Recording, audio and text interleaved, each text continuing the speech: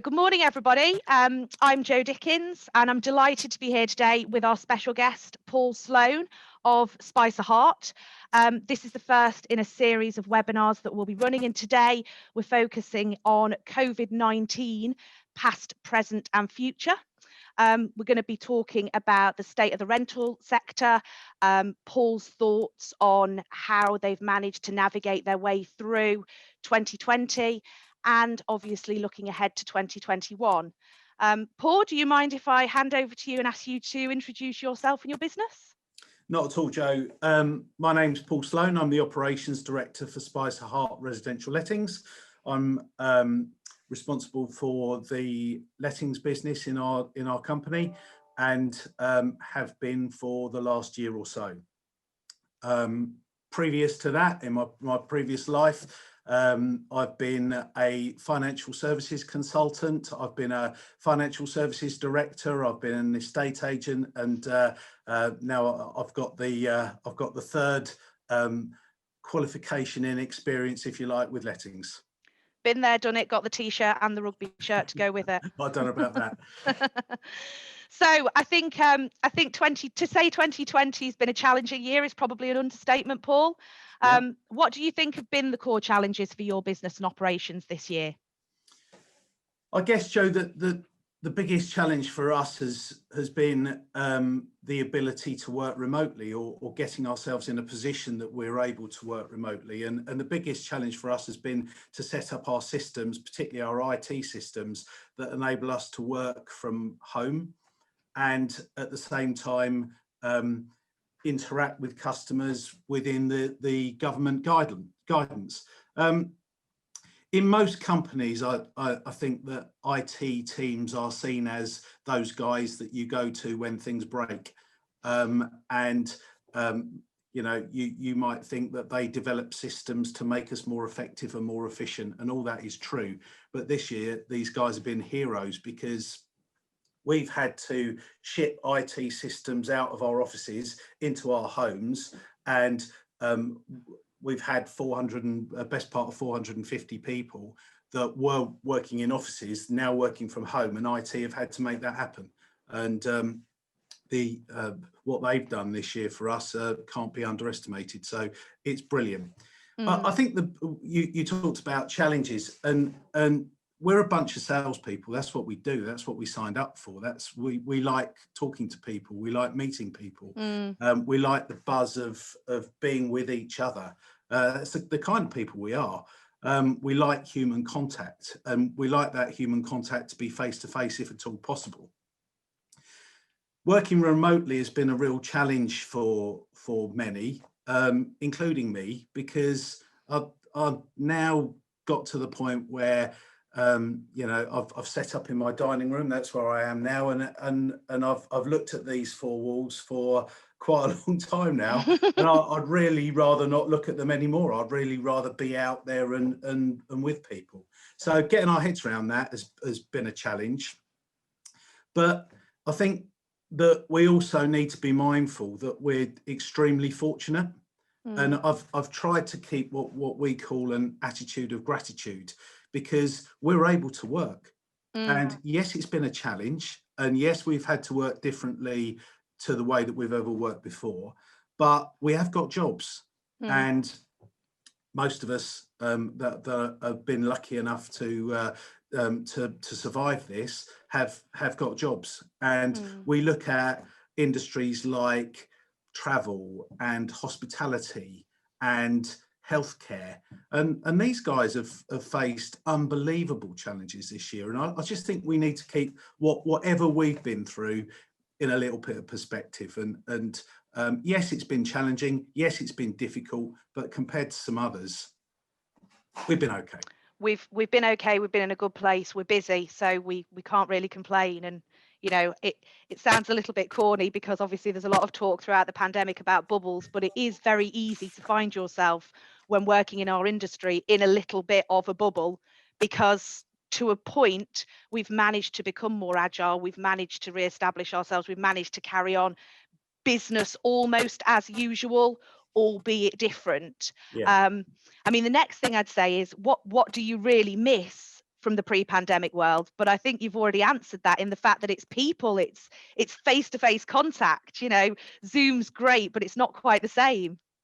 Definitely. Yeah. I do this job that I do because I love the people that I work with, and you know, I miss them. And Zoom is okay, and the telephone is okay, and email is okay as a form of communication.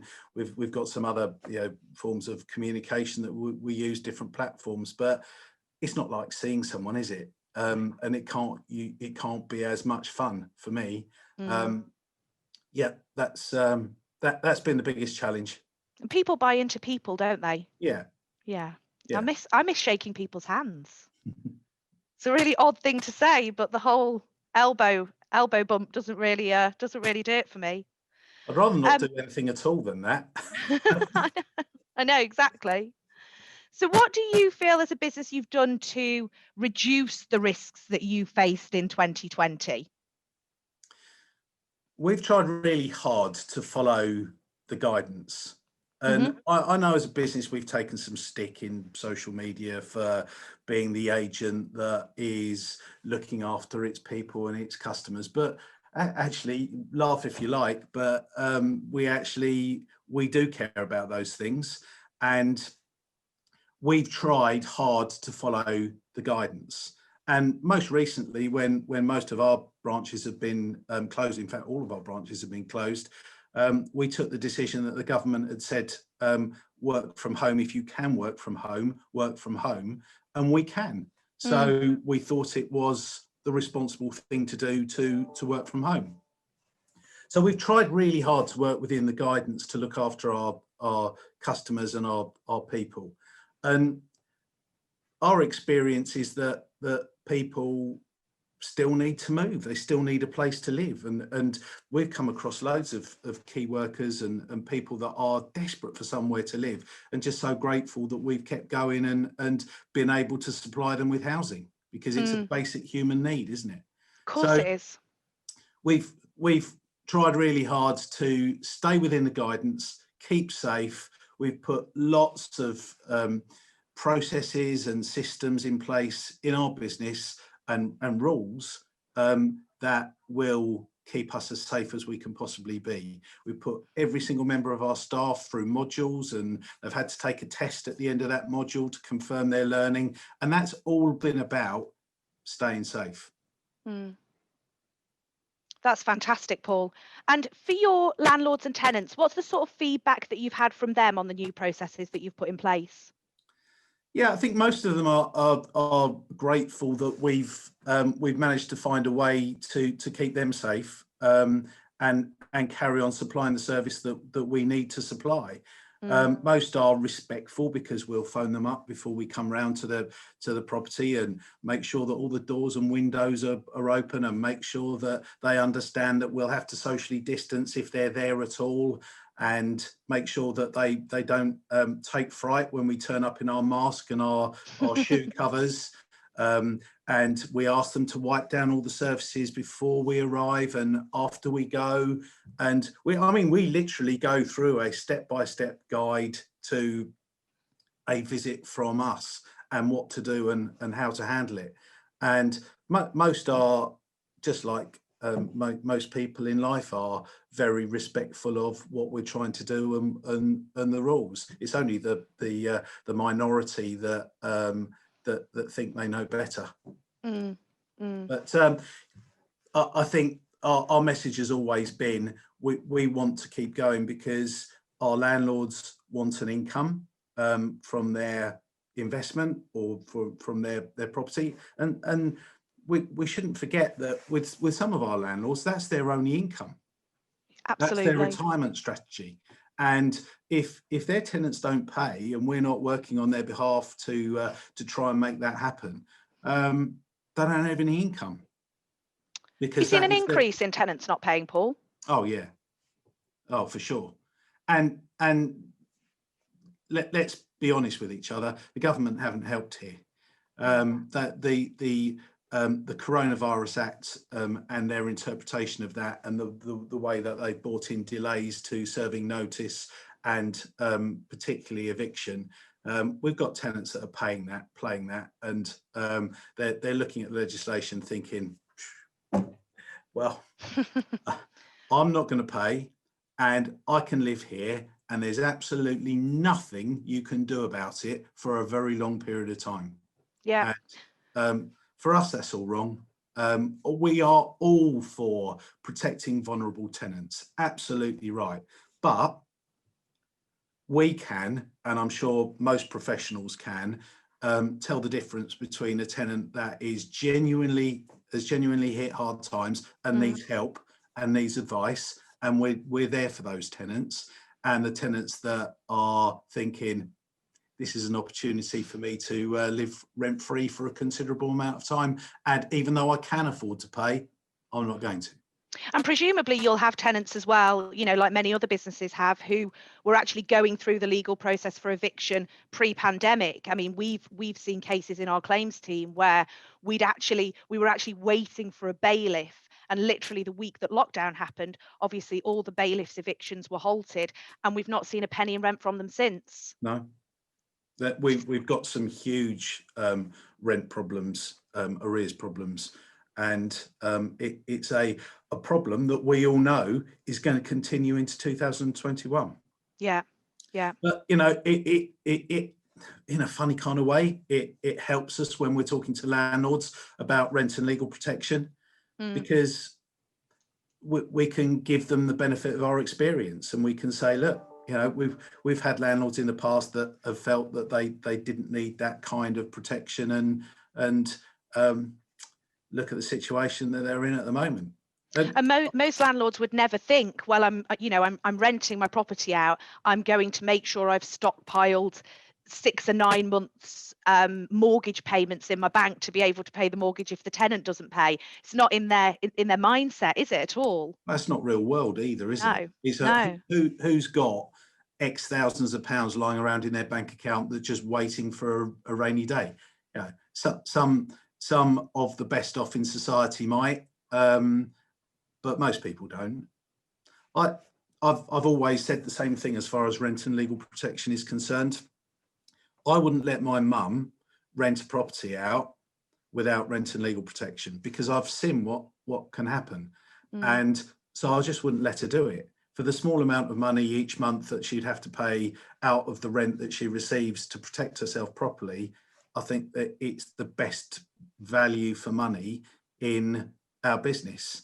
And if I wouldn't let my mum do that, why is that not good for our customers too? And that is why we push is the wrong word.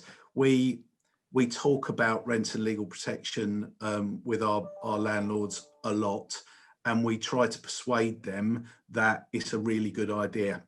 And do you know what is really gratifying is when you get a letter back from a customer that said, do you know what, I was really anti this, I didn't want to do it, and your person just persuaded me, I still didn't want to do it, and they persuaded me again, and eventually I agreed to it, and now you've paid my rent for the last 6 months and I'd have had nothing. And so it's the legal cost as well, isn't it? Legal costs are increasing massively. We've got reactivation hearings. We're all questioning what's going to happen with courts. Are they going to open on Saturdays? Are they going to do more over the phone hearings? There's still so much that's up in the air, and legal costs are increasing constantly, aren't they? So I think for landlords, having cover for that as well is really valuable. Yeah. Do you think you'll see another spike in arrears as we get towards sort of February, March next year, or do you think you're going to start to see more of a plateau? No, we've seen our plateau was in April. Okay. And so you saw that big spike in March. Yeah. And we've been bringing our arrears balances steadily down since April. It's a very, very slow downward slope, but it is a downward slope. We were thinking that when furlough was originally coming to an end, we at the end of October, wasn't it? That furlough was due to come to an end. We thought that we might see a spike then where companies said, right, okay, no more furlough. We'll if we haven't got permanent jobs for people, we'll make some redundancies. But we never did. and the arrears balances continue to come down very slowly. And I don't think we'll see another spike next year.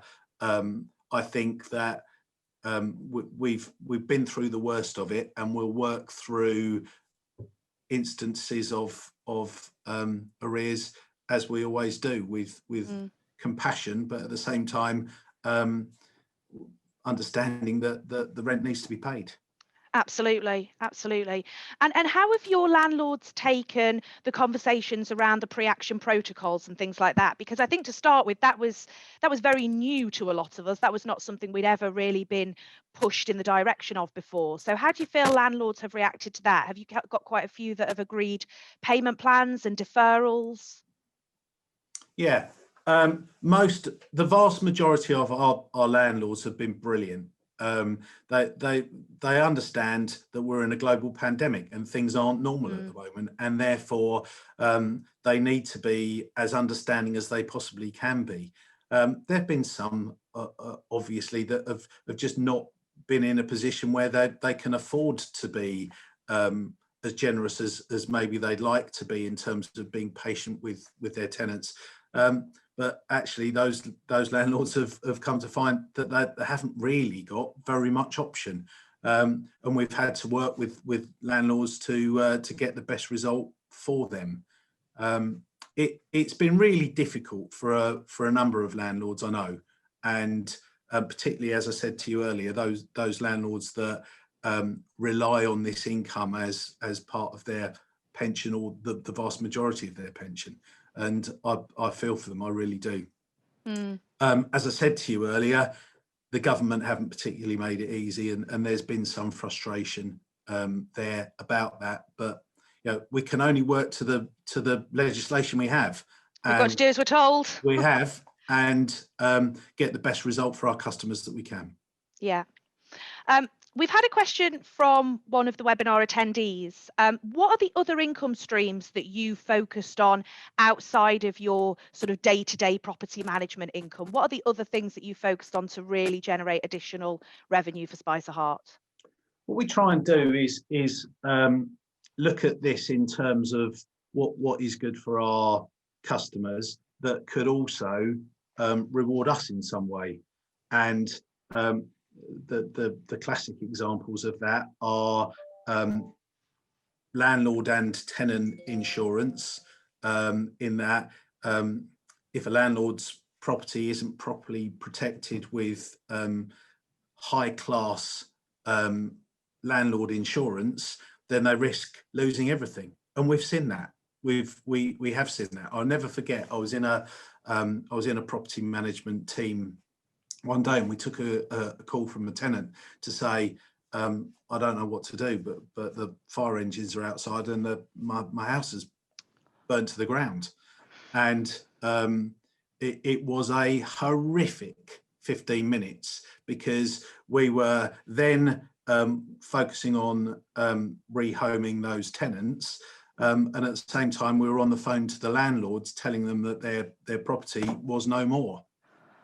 And she instantly said, through the tears, my renewal for my home insurance has been sitting in on my desk, and I've not done anything with it, and I know I'm not insured. And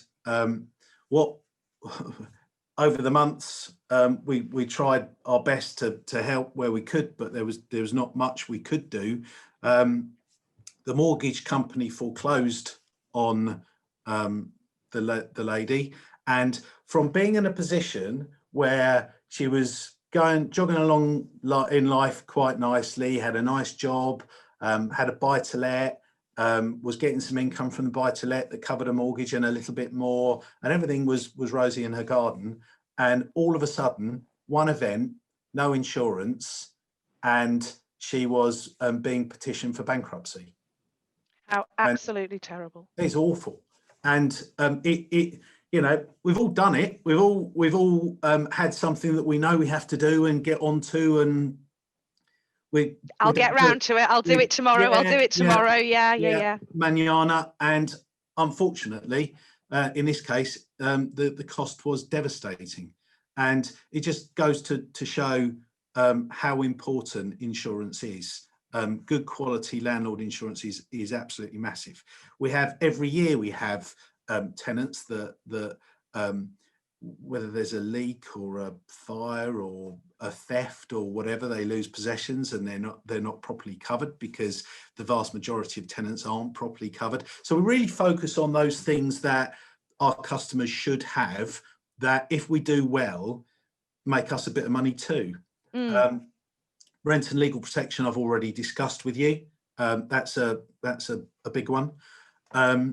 We have a deposit replacement scheme with flat fare that we offer to our landlords and tenants, and the take up on that's been really strong. And again, we think that offering that option to tenants who have told us and the government that they really struggle to find the upfront costs for a move, we find that helps them. And it's helped the landlord too, because actually if a claim needs to be made, the landlord gets more back than they would have done under a traditional 5-week deposit cap. 5-week deposit. Yeah. So again, it ticks our boxes because it helps the customer, but helps us a bit too. We've also got a utilities service whereby we've made it so that we've got an agreement with a utility supplier that makes it so that our landlords no longer have to pay for energy bills during a void period. Great. So landlords are happy because they know that if there is a short void period, they're not going to get a utilities bill, and it doesn't cost them anything. It's free to them, and we make some money from that too. So we try and work out what value can we add, what service can we offer that enhances our overall proposition, that also makes us a bit of money too. And why would you not be rewarded for doing a good job? Absolutely. Yeah, absolutely. In the short to mid-term, what are you doing to capitalise on new opportunities? Well, there's been a lot in the press, obviously, quite recently about your new partnership model. How's that been going? Yeah, really well. Just in a nutshell, I'll try and explain it as simply as I possibly can. Our partnership plans revolve around having a proposition for a property professional that is potentially thinking about having their own business, being self-employed at some stage, but really likes the security of employment, really likes the basic salary, really likes the paid holiday, really likes the company car. And we've come up with what you can call it a hybrid if you like, but it's a best of both worlds scenario for those people. So we want high quality people that are self-starters, driven property professionals that are prepared to get out there, knock on doors, get a local reputation for being a great agent. Do the legwork, build great relationships. Absolutely right. Network, get on social media, take videos of themselves, just do all those things that we know work to establish a relationship in a local town. And they have huge amounts of autonomy. These people don't have managers breathing over them all the time. They're left to get on with things because they're the kind of characters that don't need to be managed. They don't need micromanagement. They want to be left alone most of the time. They want the security of a team there or some help or advice if they need it, but not on a day-to-day basis. So this is our partnership plans in a nutshell. We are recruiting for a lot of positions up and down the country in estate agency, and we'll be starting our lettings project in very early 2021.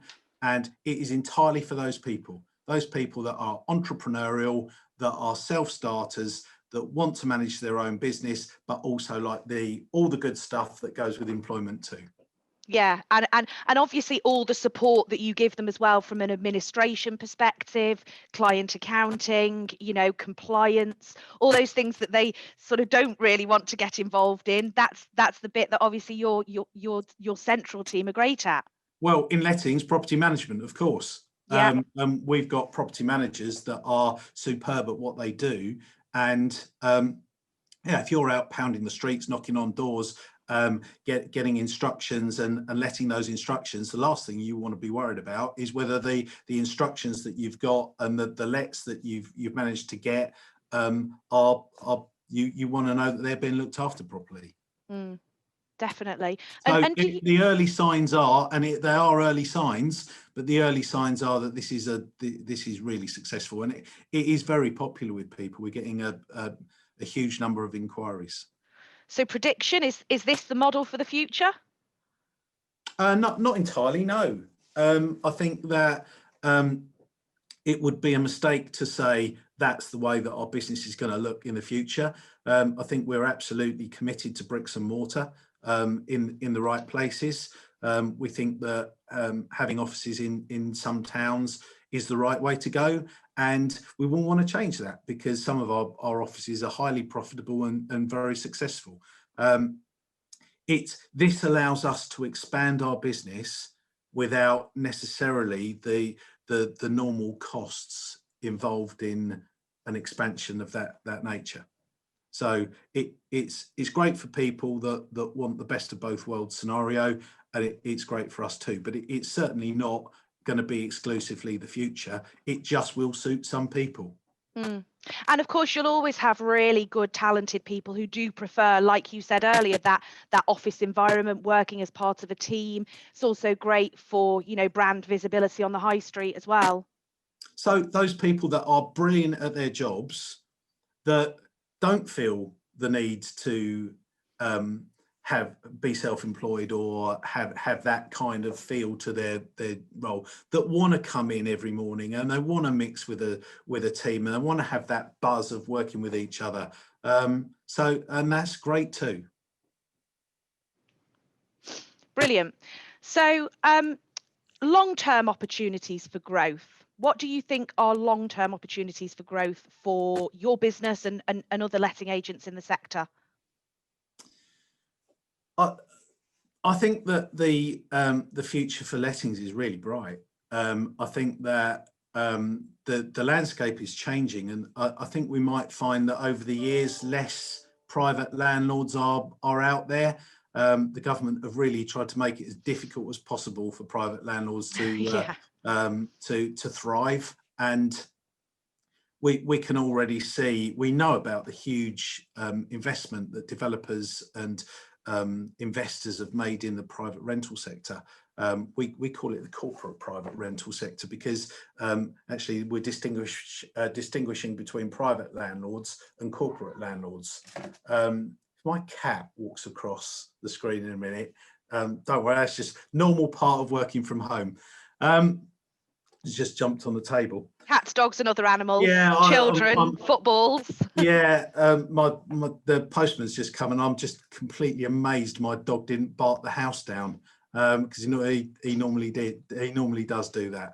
It's all perfectly normal now, Paul. We're all used to using the mute button and silencing ourselves and all sorts of things. Yeah. Anyway, I see there being huge opportunity in the corporate private rental sector, or the PRS as many people call it, because I see huge numbers of units coming on stream in the future.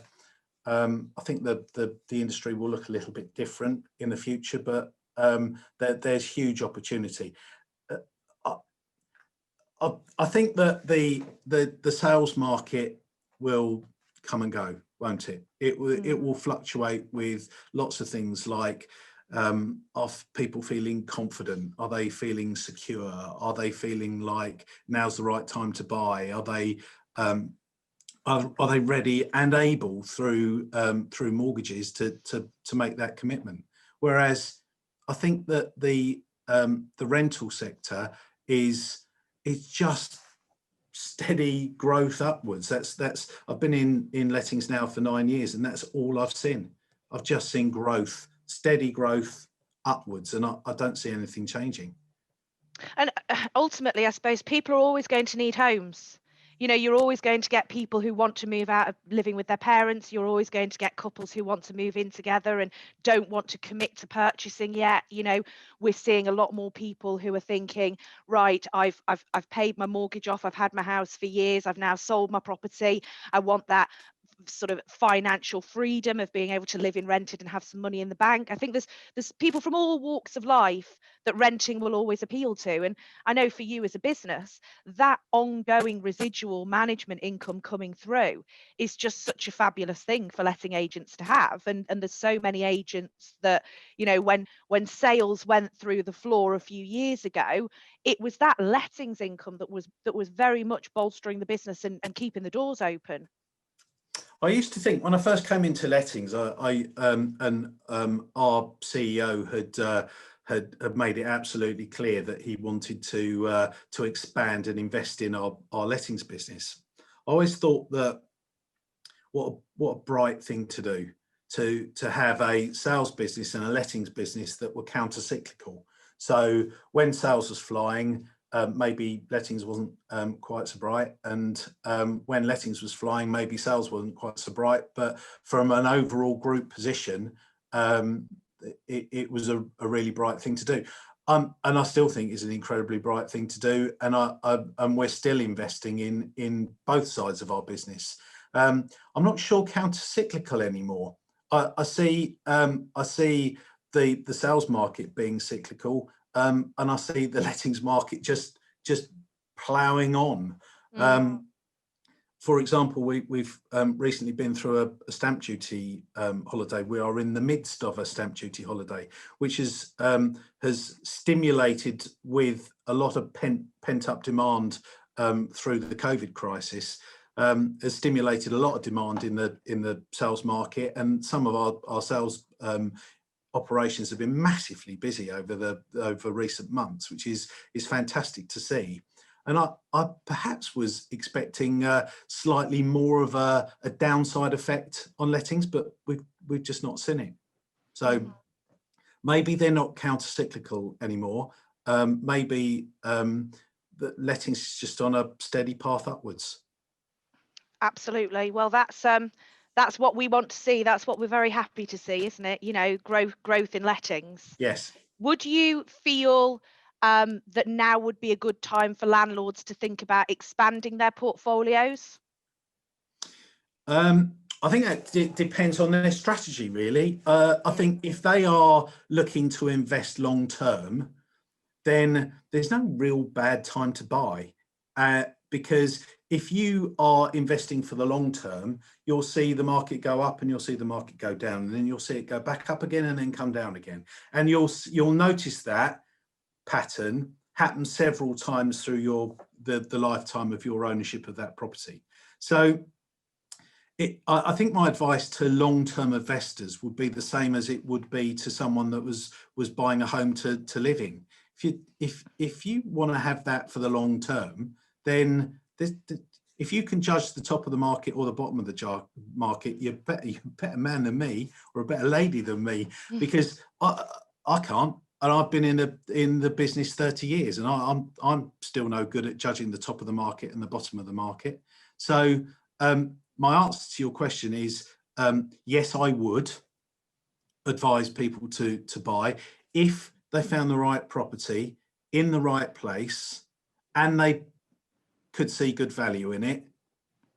Why not? Because if you think now's the top of the market or the bottom of the market, you're probably wrong.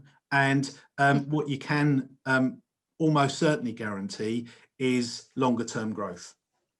It's still bricks and mortar as well at the end of the day, isn't it? As my father always used to say to me. It is. Yeah. And can we just touch on legislative changes and things like that we've seen throughout the pandemic? We touched on them earlier on. How do you feel we've been supported by by the sort of voices of the industry, as it were. I won't name any names, but how do you feel we as a sector have been supported by them? I think quite well.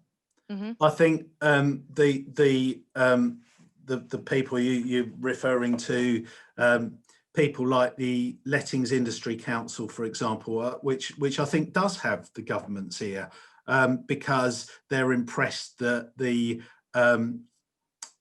industry has come together and produced a group of people that are able to comment on and give opinion on the market. And so I do think that they have the government's ear.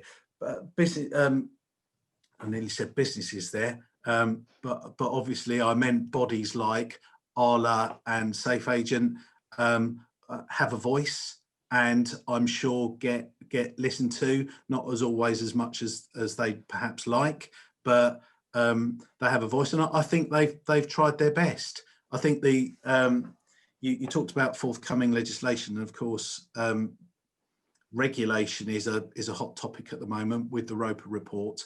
I just hope that we can be sensible about things. We've had so much legislation over recent years. It's been death by 1,000 cuts. I really hope that we can come up with something that is an overarching regulation that is good for customers that use our business and our industry, and good for those that are law abiding, that want to do a great job in the industry. So I hope it's good for everybody, and I hope that we can put self-interest to one side, because there are you only have to read the Roper report and look at the people that contributed to the Roper report, and there's a bit of self-interest going on there in my view, in that some people are pushing for increased qualification, increased training and qualification, and I'm all in favour of training and qualification. Absolutely, I think our customers deserve the highest quality of service, but I also think that the people that are pushing that are the people that make money out of providing training courses and qualifications. And I'm not entirely supportive of the blanket coverall, everybody needs to be at level 3 pitch that some people support. I'm far more supportive of let's have a look at the functions within lettings. Let's have a look at what a property manager does. Let's have a look at what a member of our branch staff does.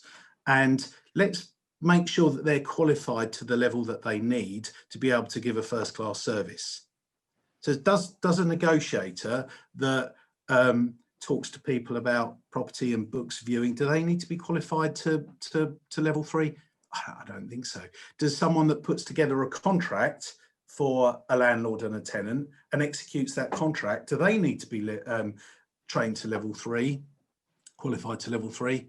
Yeah, there's a really good argument that they do. So what I would encourage is for us to look at the different job roles within lettings and make sure that people are qualified to the standard that they need to be to carry out their role. There's some sorry, I'll just finish on this. No, go on. There are some negotiators that we've got, and some branch managers that aren't academically minded particularly, that some of them find exams quite challenging and quite difficult, and they don't come natural to them. But my goodness me, they offer a first-class service to their customers, and they know enough and have access to more advice if they need to not put our customers in any risk in any way, shape or form. So there you go, I'll get off my soapbox now. No, thank you, that's brilliant. Do you think regulation will open up any opportunities for acquisition for you? So as you know, some of these smaller independents find it more and more difficult to cope with the increased requirements for regulation and increased costs. Maybe, yeah, maybe. But then, you know, we thought that there would be huge numbers of opportunities, and there were a lot, following the tenant fee ban. Yeah. Because people looked at their balance sheet and without fees from tenants, decided that they couldn't make ends meet. So decided to sell their book or sell their business.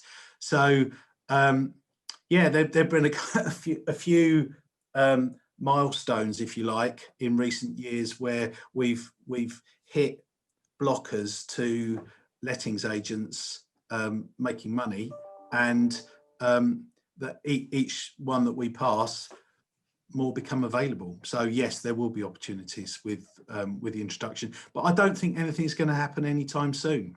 We really sort of think don't. something might be round the corner, and then it doesn't really transpire, does it? Honestly, I don't think it. I think with the sorting out that's going to have to be done in government following the coronavirus crisis, and that there's that small matter of Brexit that is a hot topic at the moment, and who knows what's going to happen there. It is going to take up a lot of government time, that is for sure. So how much time have they actually got to instruct their civil servants to make regulation happen? I'm not convinced that it's going to be very high up their list of priorities. I wish it were, because I'm fully supportive of it, and our business is fully supportive of it, but I think it's going to be a slow old process. I think it's fair to say that 2021 and ongoing into the future is going to be another very interesting year. I think so. It'll be another challenge, won't it? And challenges also bring opportunities, though, don't they? They do, and I'm looking forward to it. We've got lots to look forward to in 2021, and we've got some big ambitions, and I'm looking forward to getting stuck into it. I'd like to have a little break over Christmas first, though. Yeah, take a few days off, and I think we're actually allowed to see some family, aren't we, over Christmas? So yeah, that'll be quite nice for everybody. Yeah, it will be nice. Yeah. So I'm going to ask you one more question before we finish, and I let you get back to your workload. What would you have done differently if you were back in March this year?